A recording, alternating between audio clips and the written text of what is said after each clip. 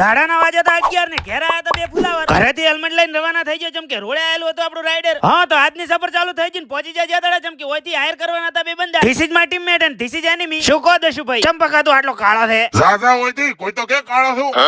હવે તો આયા ને વિશ્વા 2 જણાને બાજવાનું ચાલુ કરી નાખ્યું ને હવે આ આખો દાડો જોવા મળશે. દોસ્તારો ભેળો ફરવા જઉં છું, મેસેજ કે ફોન મત કરજે.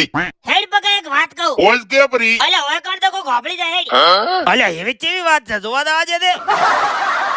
હા તો રેડિયાળોની ગેંગ રવાના થઈ જઈને પહોંચી ગઈ સિટી થરાદમાં. પણ આપણે જવાનું છે નડાબેડ ને નડાબેડ હોયથી છે 60 કિલોમીટર. ગળું પલાળવા માટે હોય ગામમાં ખાઈ લીધો પોરો. ઓની તો હરકત જ એવી છે ખરું પારનો મારવાનું મન થાય. નાપટો ધોળી જમીન ચાલુ થાય ને તો સમજી જવાનું કે નડાબેડમાં એન્ટ્રી થઈ ગઈ. આકાશમાં કાળા વાદળા, તેજ ફૂંકાતો પવન ને હવામાં ઉડતા મસ્ત પક્ષીઓ. આહાહા मौसम तो ऐसा लग रहा है दिल गार्डन गार्डन हो रहा है. बहुत मजा आ रहा है यहाँ पे. આગળ જતા કષ્ટભંજન હનુમાનજી નું મંદિર આવી જઈને ઉભા રહી ગયા પોરો ખાવા. મેલા મોટા બાજુ ધોવા તો ફૂલની પોકડી લઈને ચડાવી દીધા કાળીચરણ ને. કાંથી મારે મોટું ધોઈ.